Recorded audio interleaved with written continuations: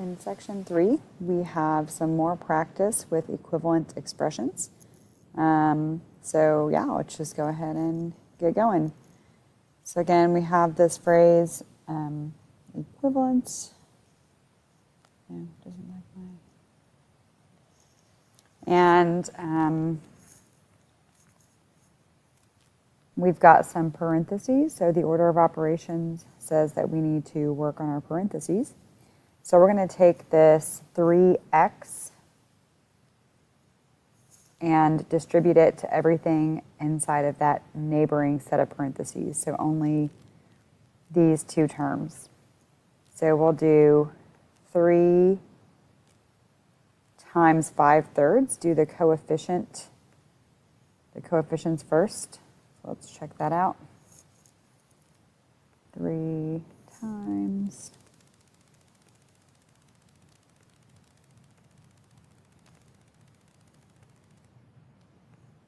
gives us 5. Okay, so you can see I did in my calculator 3 times 5/3. That gave us 5. So over here, and I'm going to have 5 for my coefficient. And then I also have an x with the 3 and an x with the 5/3.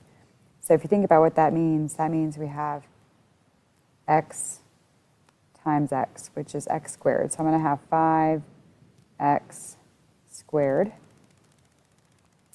And then we also need to distribute the 3x to the 2. So you're going to have 3 times 2, which if we check that on our calculator, gives us 6. And that's a positive 6, so we're going to put plus 6 here.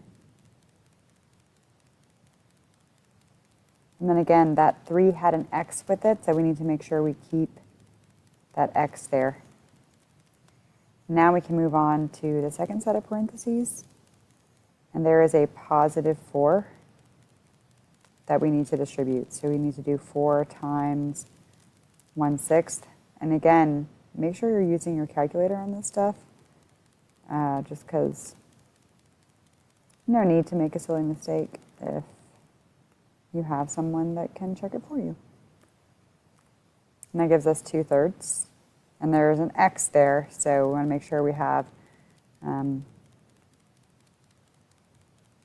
plus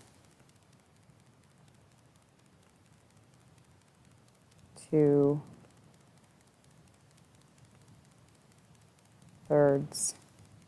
x. I lost my stylus, so I'm having to write with my mouse again, and it's terrible.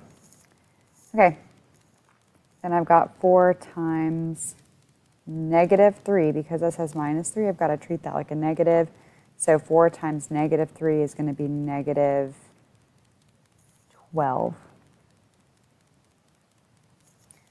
All right, so now I've used my parentheses, and it's time to combine like terms.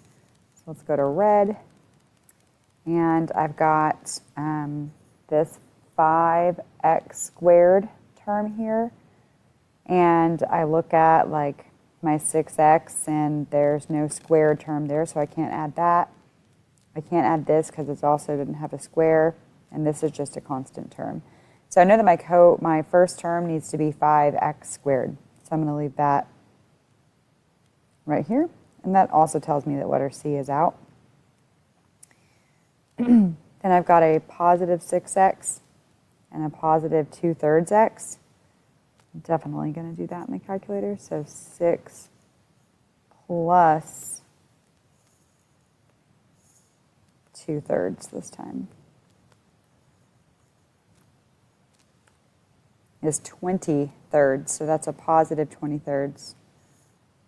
So plus 20/3 x. And then we've got this constant term left, so just drop that down, -12. So looks like our answer is going to be D. All right, if you feel comfortable with that, you can go ahead and go on to the practice, and your goal is to get, I think, 3 out of 4 correct on this, but check the directions.